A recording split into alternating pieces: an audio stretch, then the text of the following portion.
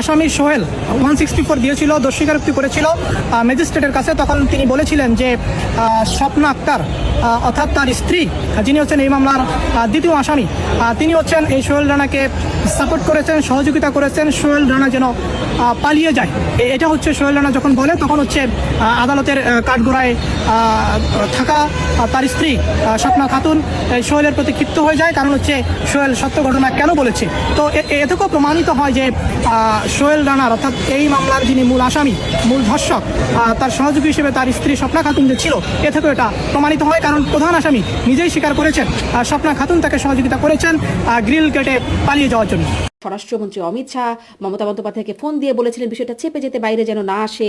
এবং তিনি আসলে জানেন, তিনি বলছেন তিনি কথা ভান্ডার, সত্য ভান্ডার, তিনি জানেন কাকে দিয়ে খুন করিয়েছেন, কাদের কাদের নাম এসেছিল। বাংলাদেশের পররাষ্ট্র মন্ত্রণালয়, ভারতের পররাষ্ট্র মন্ত্রণালয় কোনো এই বিষয়ে কোনো তথ্য বা কোনো নোট, ভার্বাল নোট কিছুই তারা পাঠান। তাকে একদম সরাসরি তার দিকে আঙ্গুল তুললেন মমতা বন্দ্যোপাধ্যায়। তিনি কিছু বললেন না, তার পার্টি থেকে কিছু বলা হলো না এই বিষয়ে। ভারতীয় গণমাধ্যমগুলোও এই বিষয়ে কোনো খবর প্রকাশ করলো না। বাংলাদেশের সরকারও চেপে গেছে।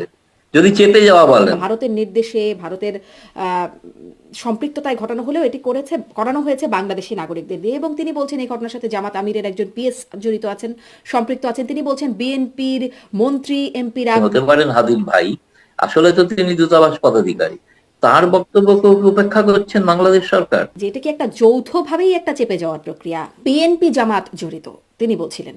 এবং তখন ভারতীয় গণমাধ্যমগুলো খবর করেছিল, আপনি টাইমস অফ ইন্ডিয়া রেফারেন্স দিচ্ছিলেন যে সেখানে করেছে যে জামাত জড়িত। আমি জিজ্ঞাসা করছিলাম যেটা কি একটা বায়াসনেস কিনা। আমাদের এখানে এটা চিরাচরিত প্রথা, যেটা যে রাষ্ট্রের স্বার্থটাকে প্রাধান্য দেওয়া হয়। যে সমালোচনাগুলো করা হয়, ভুল হয়, খারাপ হয়, এটা চেপে যাওয়া। তারেক রহমান সরকার ক্ষমতায় আসার পর নতুন যিনি ডিজিএফআই প্রধান, তিনি যখন ভারত সফরে আসেন, ঠিক তার কয়েকদিনের মধ্যে দেখা গেল পশ্চিমবঙ্গের স্পেশাল টাস্ক ফোর্স, রাজ্য সরকারের পুলিশ, তারা কিন্তু গ্রেপ্তার করবে। আগেই গ্রেপ্তার হয়েছে, এতদিন চেপেই রাখা হয়েছিল। কিন্তু বিষয়টা যেটি অমিত শাহ বলেছিলেন যে এটা যেন বাইরে না আসে। তদন্তটা হচ্ছে কিভাবে ঘটলো বা তাদের থেকে জানা যে হত্যাকাণ্ডটা কে ঘটিয়েছিল, কারা কারা যুক্ত, কি কারণে হত্যাকাণ্ড, সেটা বাংলাদেশের ইস্যু, বাংলাদেশের মানুষ।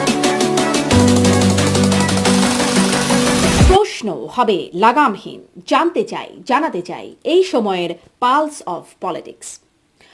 ওসমান হাদির খুনিদের পশ্চিমবঙ্গে গ্রেপ্তারের বিষয়টি চেপে যেতে বলেছিলেন ভারতের স্বরাষ্ট্রমন্ত্রী অমিত শাহ। এছাড়া কাকে দিয়ে খুন করিয়েছেন, কার কার নাম এসেছিল, সব জানেন তিনি। নিজেকে তথ্য ভান্ডার এবং সত্য ভান্ডার দাবি করে এমন বিস্ফোরক তথ্য দিয়েছেন পশ্চিমবঙ্গের সাবেক মুখ্যমন্ত্রী মমতা বন্দ্যোপাধ্যায়।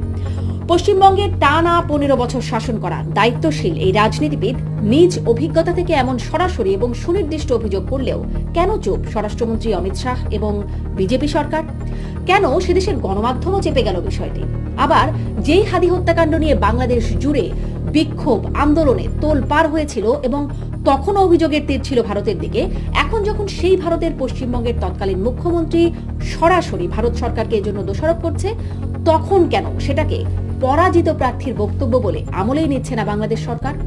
আবার আনুষ্ঠানিক বা সরব কোনো প্রতিক্রিয়া নেই বিরোধী দল জামায়াত ইসলামের পক্ষ থেকেও। সবাই মিলে কি যোগ সাজসে চেপে যাচ্ছে বিষয়টি? তাহলে কি হাদি হত্যার প্রেক্ষিতে যুক্তরাজ্য দূতাবাসের দ্বিতীয় সচিব পদাধিকারী ওসমান হাদির ভাই ওমর হাদির ফেসবুক পোস্টে করা অভিযোগই সঠিক, যেখানে তিনি বলেছেন এই হত্যাকাণ্ডে সম্পৃক্ত জামায়াত আমিরের একজন পিএস, অন্তর্বর্তী সরকারের কয়েকজন উপদেষ্টা এবং বিএনপি সরকারের মন্ত্রী, এমপি। ভারত সরকার, বাংলাদেশ সরকার এবং বাংলাদেশের বিরোধী দলের সম্মিলিত সম্পৃক্ততার কারণেই কি সম্মিলিতভাবে চেপে যাওয়া এমন গুরুতর বিষয়টি? এসব নিয়ে কথা বলতে স্বপ্নধারা নিবেদিত পালস অফ পলিটিক্সে আমার আজকের অতিথি প্রেস ক্লাব অফ ইন্ডিয়ার সাবেক সভাপতি গৌতম লাহিড়ী। আমাদের সরকার, মাননীয় প্রধানমন্ত্রী, আপনারা দেখেন উনি যে ইশতেহার করেছে, আমাদের ভোটের কালির দাগ শুকানোর আগেই আমাদের মাননীয় প্রধানমন্ত্রী আমাদের ফ্যামিলি কার্ড শুরু করে দিয়েছে, আমাদের কৃষি কার্ড করে দিয়েছে, শুরু করে দিয়েছে। হয়তো আমাদের এখানে এখন পর্যন্ত পৌঁছে নাই।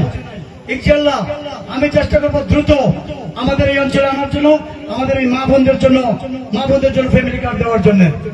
আমাদের শহীদ প্রেসিডেন্ট জিয়া রহমান, এই দলের প্রতিষ্ঠাতা, যে আমাদের এই দলটাকে প্রতিষ্ঠিত করেছে, সিপাহী জনতা মিলে শহীদ প্রেসিডেন্ট জিয়া রহমানকে ক্ষমতায় আসীন করে তহবিহীন জুরি থেকে উনি দেশটাকে আবার নতুন করে একটা রূপরেখা দান করেছেন, একটা স্ট্রাকচার দান করেছেন।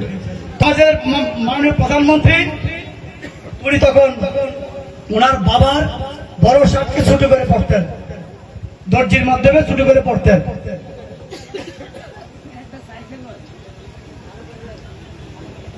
তাই আমার কাছে এখন মনে হচ্ছে, আমরা যদিও জিয়া রহমানকে দেখি নাই, আমাদের এই নতুন প্রজন্ম জিয়া রহমান সাহেবকে দেখে নাই, জিয়া রহমান সাহেবের গল্প শুনছে, আমার কাছে মনে হচ্ছে তারেক জিয়া হচ্ছে আরেক জিয়া। ওনার যে স্বপ্ন, ওনার যে চিন্তা ভাবনা, আমার কাছে মনে হচ্ছে গ্রামের ওই যে আমাদের এই সাধারণ সহজ সরল মানুষ যারা আছে, মা বোনেরাও বিশ্বাস করতে শুরু করেছে তারেক রহমান এই দেশটাকে নতুন করে আবার ঢেলে সাজাবার স্বপ্ন দিচ্ছে।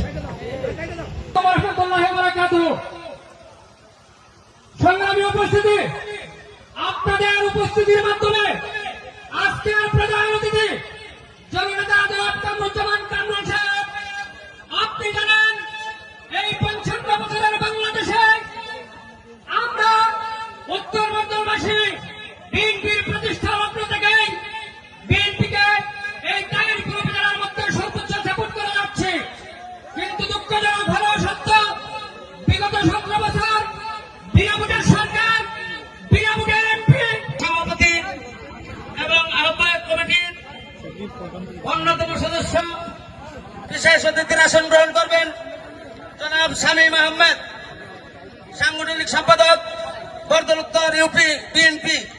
অতিথির আসন গ্রহণ করবেন জনাব আব্দুল জব্বার, সাবেক সভাপতি স্বেচ্ছাসেবক দল বরদল উত্তর ইউপি। দীর্ঘদিনের দাবি, এই এলাকার মানুষের দাবি, আপনি এই এলাকায় দীর্ঘদিন থেকে রাজনীতি করে আসছেন।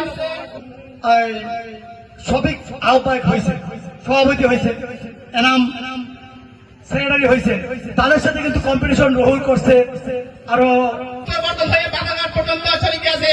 আমাদের এই বাংলা বাজারের পাশে একটি নদী, এই নদীর মধ্যে তাদের নেত্রী কিন্তু বলেছেন তারা হাতে পায়ে ধরেছে, প্রেশার না, হাতে পায়ে ধরেছে। একদম আমি শুনছিলাম তার বক্তব্যটা। নির্বাচনের আগে যে বক্তব্য রেখেছেন বিএনপির প্রার্থীরা, তারা লোকেই আমাদের প্রিয় নেত্রী জননেত্রী শেখ হাসিনা কথাগুলো বলেছে। তাহলে কি আমি মনে করি আদর্শিকভাবে বিএনপি এবং জামাতের ভিতর কোনো পার্থক্য নেই। আপনাদেরকে বিশ্বাসঘাতকতার শিকার হলেন, হাতে পায়ে ধরে আপনাদেরকে সমর্থন আদায় করা হলো, কিন্তু আবার সংসদে গিয়ে আপনাদেরকে নিষেধাজ্ঞা স্পষ্ট মানে শক্তপোক্ত করে। আজকে ইউনূস যে গোলামী চুক্তি করে গেছেন, বিএনপি সেটাকে রক্ষা করার জন্য জামাত সেটাকে রক্ষার সম্মতি দিয়েছেন। আমরা এইটা অপেক্ষা করছি মানুষ বিএনপি জামাতের আসল রূপটা দেখুক।